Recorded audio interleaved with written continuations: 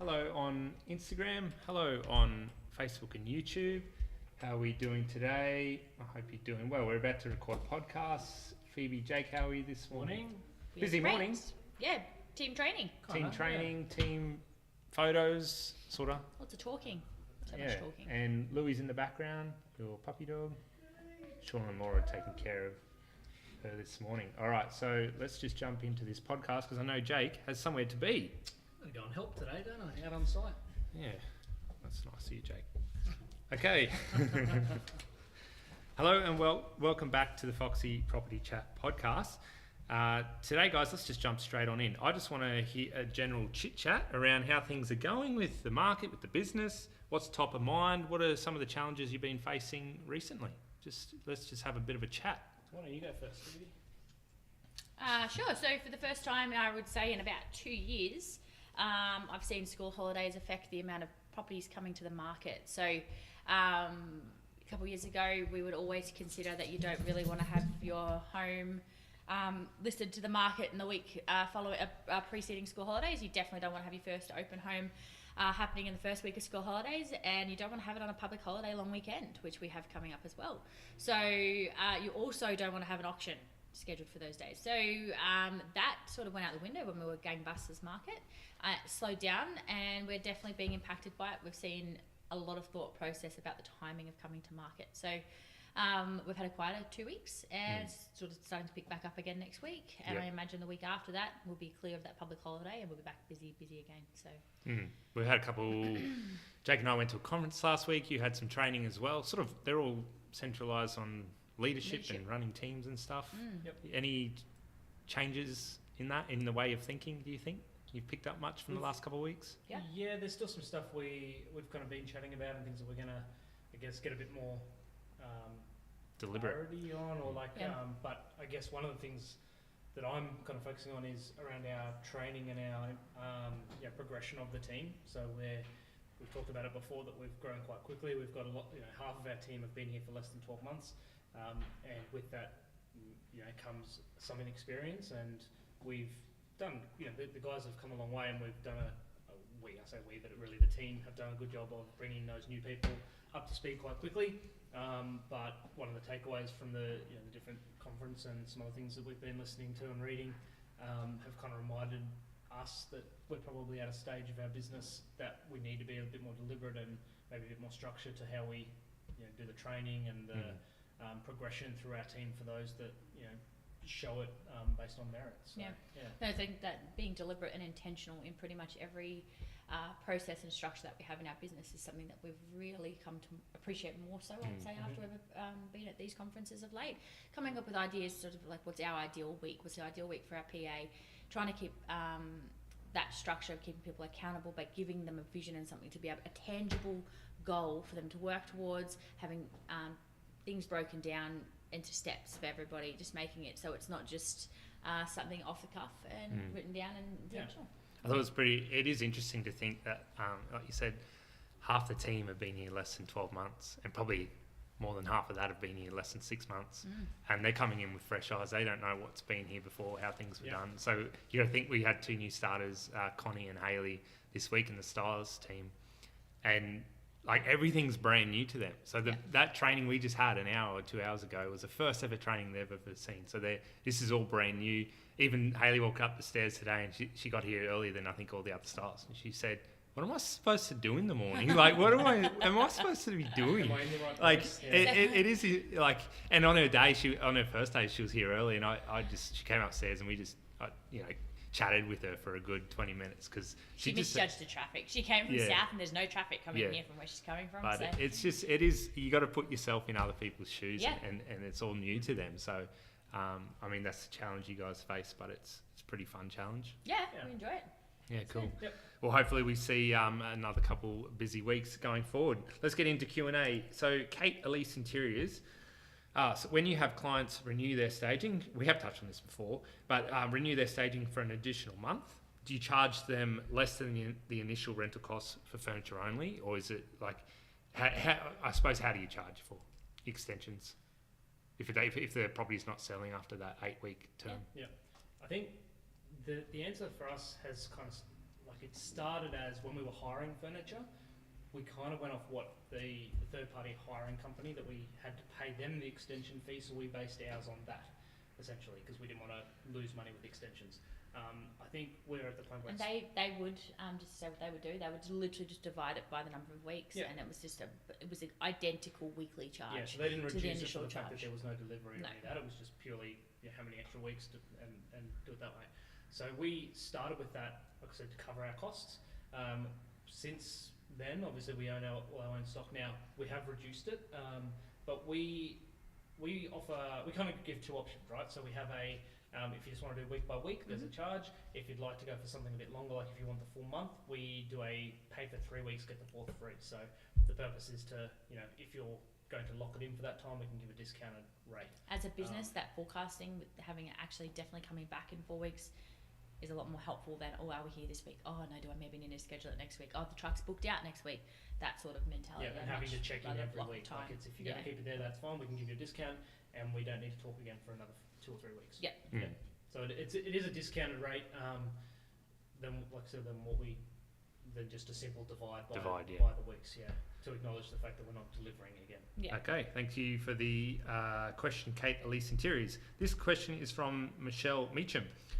Where do you get your beautiful throws from? I live in New South Wales and cannot find a throw for a king-size bed. I believe you did answer this, but can we answer it on the podcast as well? Throw rugs are from a huge range of suppliers. My favourite would be Pillow Talk, Adair's, Edie Lifestyle. They both have a retail as well as a wholesale account.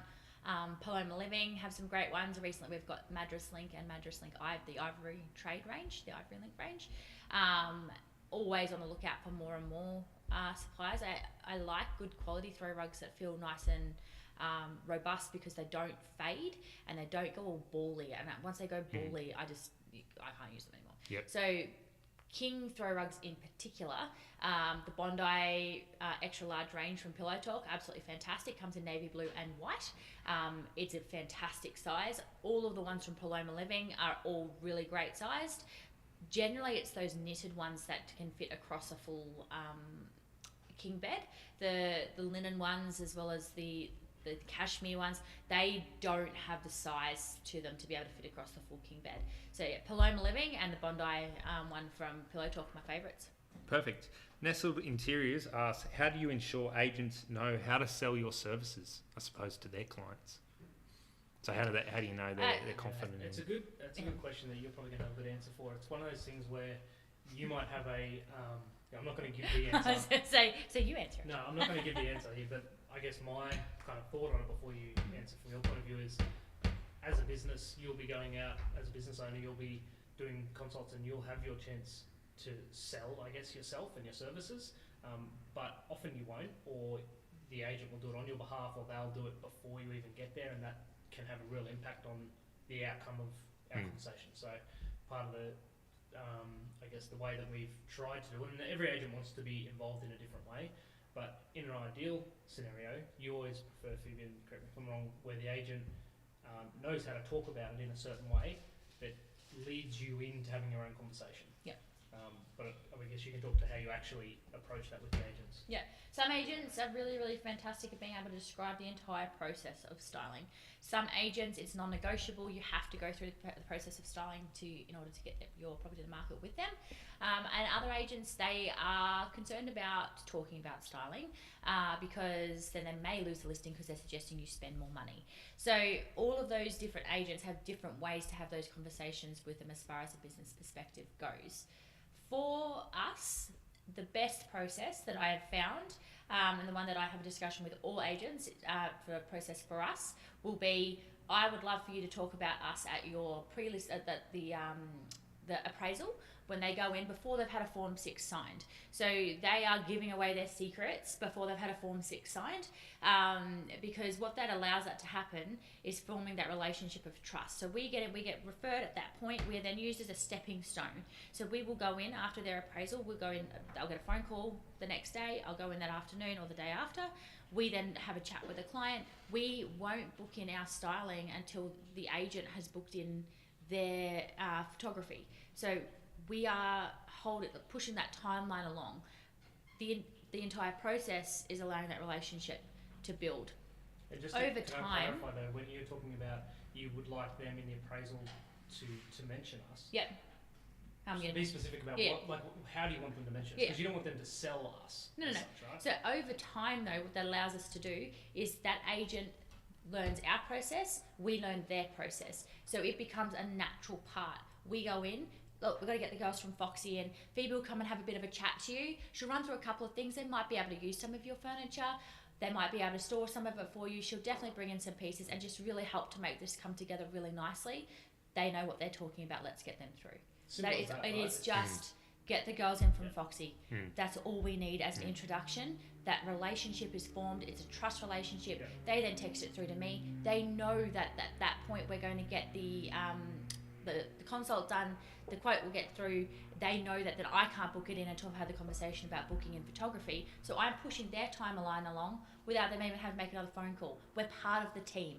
Being part of their team is how they're going to sell your services without you even having to worry about it. Be easy, have great communication, be a really good reflection of their brand, and they're going to push you along. Perfect. Veronator, aka our mate Shane from Beautiful Living NZ.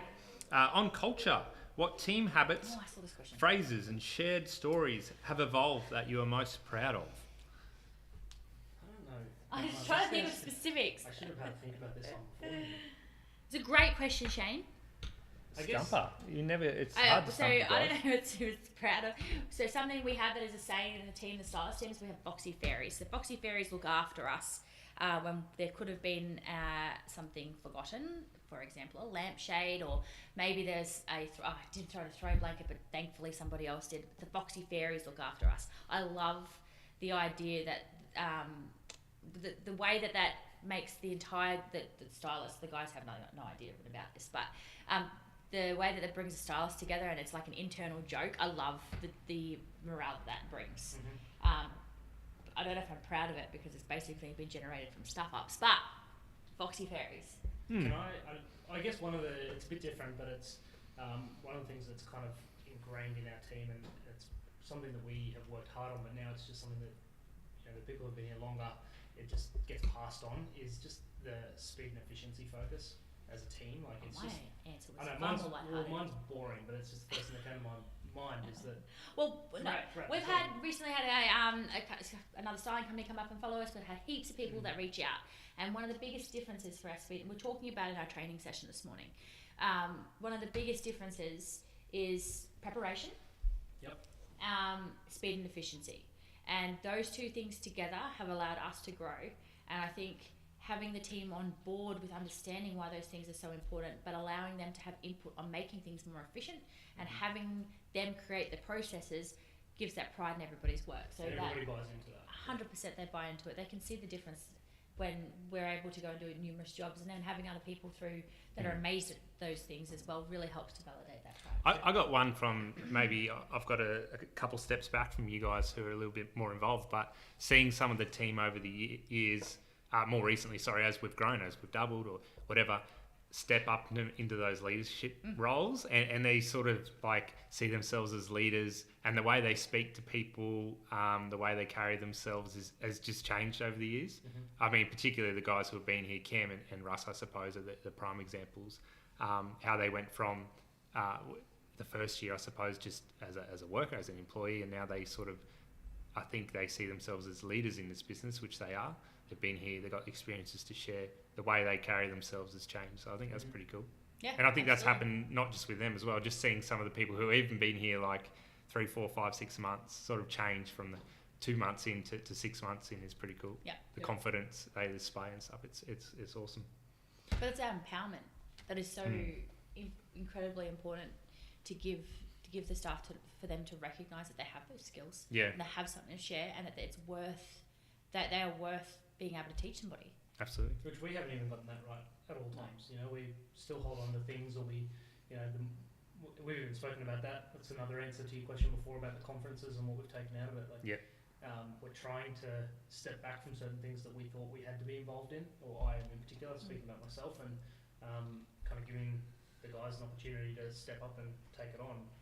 And so far, it's proving successful. They're doing a good job of it, and nothing's falling apart. So it's probably just a good reminder. Sometimes you just have to look at what you're doing and go, what can somebody else what could be an opportunity for someone else? As Elsa once famously said, Here we go. let it go. How did you not know that? All right, Michelle Janice asks, can people buy the furniture off you that you've used in an in-store? So you go in. Short answer, no. No, You can give the long answer. Yes, 2 years ago. At the moment, no, because the lead times to replace that furniture is just far too long. I can't wait. I've got a freedom order. It's been pushed back another 2 months. I've been waiting 12 months for 4 occasional chairs, 2 coffee tables, and 2 console tables. We can't, as a styling company, wait that long. We give trade discounts, allow people access to same furniture, and I tell them where it was purchased from. But yeah, we can't unfortunately sell those pieces at the moment. Perfect. Last question, Eleanor Foltstay. Love you. This is going to be a hard one, I think. Love your art. I work in the States. Would love to know good sources for neutral art like you have. I really don't have any state-based suppliers figured so, that I can yeah. use. I've got plenty of Australian-based suppliers, but no state-based ones. So I'll sorry, I don't have any. No, helpful I figured information that on would be the answer. All right, under overrated. Let's run through this. 6-hour-old coffee. Does anybody rate that? What are you talking about? I'm pretty sure I've seen Phoebe drink coffee like 6 hours later. I'll make her a cup of tea at night and she waits for it to be... There you go. That's why I'm asking the question. I don't like a hot Well, beverage. I mean, I don't know how to answer that. I don't It's not- 6 hours. it's not- Underrated because it's, well, that's disgusting. Yeah. But when you put it that way, it's gross. But it's just like an iced coffee. There you No, go. with Room milk- temperature. milk solidified on top. Thanks, Cody. Photo frames in staging. Underrated, although it's what you put in those photo frames. Because we tell you to depersonalise. Jake, what's your thoughts on I this? don't have a thought on that. Okay, the new car smell. We've got children. That's Do you know what? My answer is going to be underrated because even though you might not get excited by it, it goes quickly. You've got to appreciate it. And especially when you've got kids, it goes in Yeah, faster. it goes so fast. Yeah. Surprise public holidays. Oh, As an far employer, out. As a small business owner, far out. I feel sorry for some of the small business owners for that because, anyway, whatever. That's a big conversation. from a business As an owner's employee, point of view, as someone who's working in a overrated. business, Yeah. even the boys were like, I say, let's make it every year. I say no. Yeah, I say and everybody else's answer is underrated, Yeah. which I understand. no. Eating dinner at the dinner table. Well, for us, overrated, but we've replaced it with it sounds weird. We have a kind of decent sized coffee table, and it's become our kind of family. The kids tradition. sit on the IKEA chair, so they're still sitting at a dinner table, but we Yeah. sit at a We kids' sit at- size dinner We table. eat together, but we don't sit at the dinner table because it's full Yeah. of washing. Perfect. It's always full of washing. Well, that is it for this week's podcast. Thanks, Phoebe. Oh, you're welcome. Thank you, Jake. You You are can so welcome. head off I to was your distracted pack by up. myself. You can head off to your job now. Thank you. And send through any questions for next week's episode. Otherwise, we'll catch you then. Awesome. Thanks, Instagram. Thanks for watching. Let's see if I can I reckon. and he was going to the toilet after this. share. Is he on now? That's what I think he was doing. when he And was thank downstairs. you